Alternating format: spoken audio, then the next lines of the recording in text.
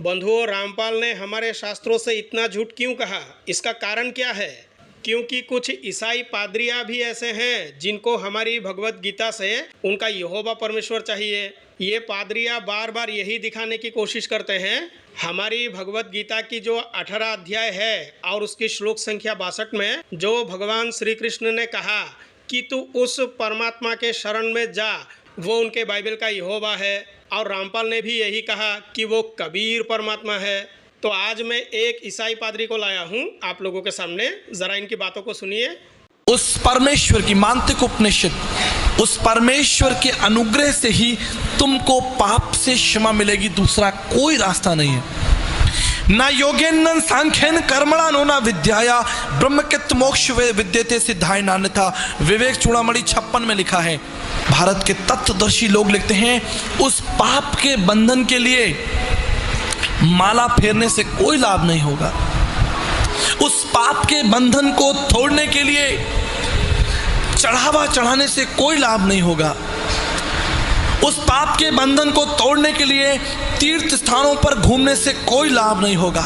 ऊंचे पहाड़ों पर चढ़ने से कोई लाभ नहीं होगा। नदियों में स्नान करने से कोई लाभ नहीं होगा। तो सुन लिया आप लोगों ने पादरी की बातें। ये पादरी जो भी कहते हैं ना, बिल्कुल ही झूठ कहते हैं, क्योंकि हमारे सनातन ग्रंथों में ऐसा लिखा हुआ नहीं है। इस पादरी की बातें मेरे वीडियो में आपको मिल जाएंगे।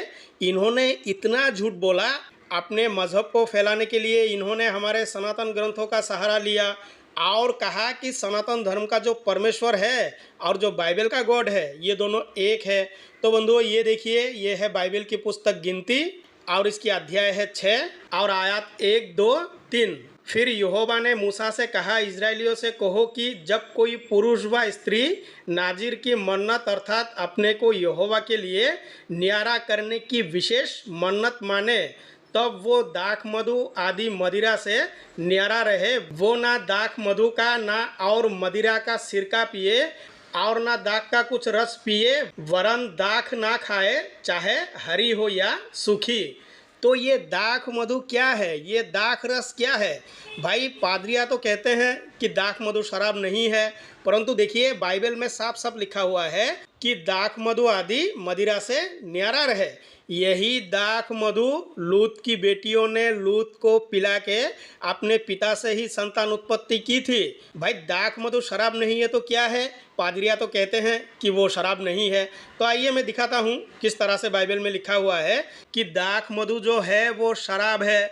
यहाँ देखिए यहोवा के वचन में आया है कि दाख मधु आदि मदिरा। ध्यान से देख लीजिए। आइए मैं वो भी दिखाता हूँ। यह है बाइबल उत्पत्ति और उसकी अध्याय है 19 और इसकी आयत 31 से हम देखेंगे। तो यहाँ लिखा हुआ है, तब बड़ी बेटी ने छोटी से कहा, हमारे पिता बूढ़ा है और पृथ्वी भर में कोई ऐसा पुरुष नहीं जो संसार के रीति के अनुसार हमारे पास आए। मतलब संसार में सारे पुरुष खत्म हो गए। भाई, ये कौन सी सृष्टि की बात थी जिस सृष्टि में सारे पुरुष समाप्त हो गए थे, खत्म हो गए थे? बस एक लूत और उसकी बेटी बचा रहा।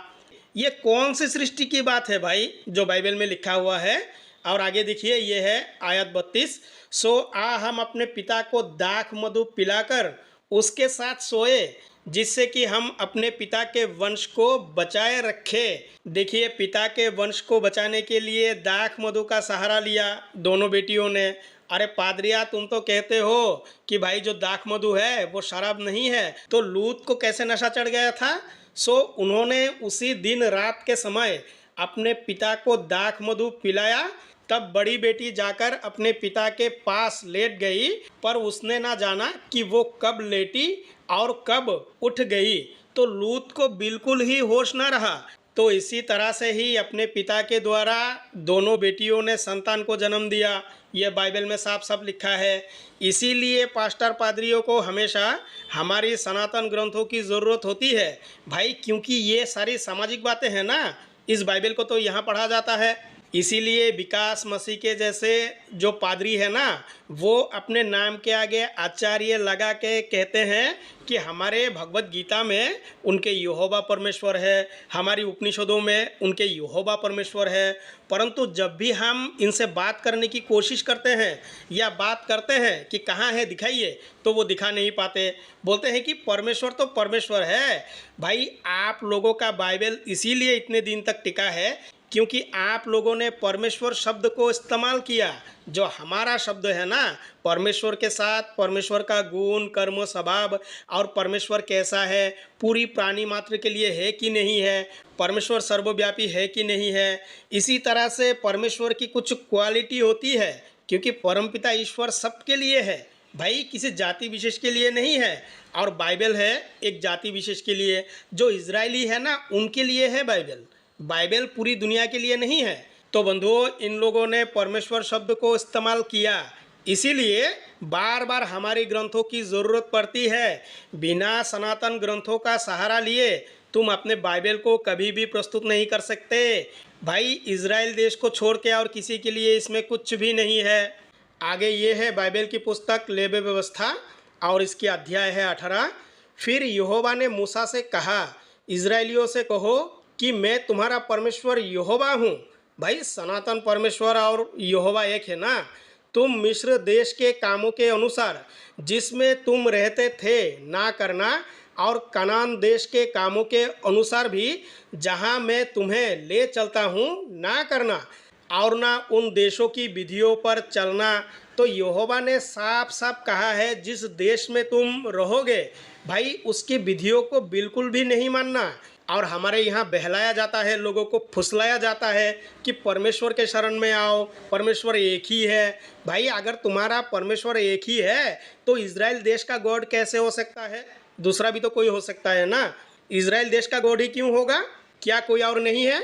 मेरे ही नियमों को मानना और मेरी ही विधियों को मानते हुए उन पर चलना, मैं तुम्हारा परमेश्वर यहोवा हूँ। देखिए, बार बार यहोवा ने कहा मेरे नियमों को और मेरे विधियों को ही मानना। यहोवा ने साफ साफ कहा, इसीलिए तुम मेरे नियमों और मेरे विधियों को निरंतर मानना। जो मनुष्य उनको मानेगा वो उनके कारण जीवित रहेगा। मैं यहोवा हूँ। भाई, साफ साफ कहा कि मेरे नियम को छोड़ के और दूसरा किसी को मानना ही नहीं। और पादरियों, तुम्हें चाहिए हमारी भगवत गीता, तुम्हें चाहिए हमारी उपनिषद। ज़रा दिखाओ हमारी उपनिषदों में हमारे भारतीय संस्कृति के जितने भी ग्रंथ हैं वहाँ लिखा हुआ है जो सनातन परमेश्वर है ना, वो इजराइल का गॉड यहोवा है। ज़रा दिखाओ, मैं देखना चाहता हूँ। तो बंधुओं, वीडियो को लाइक करें, शेयर करें और चैनल को ज़रूर सब्सक्राइब करें। मिलते हैं अगली वीडियो में। धन्यवाद।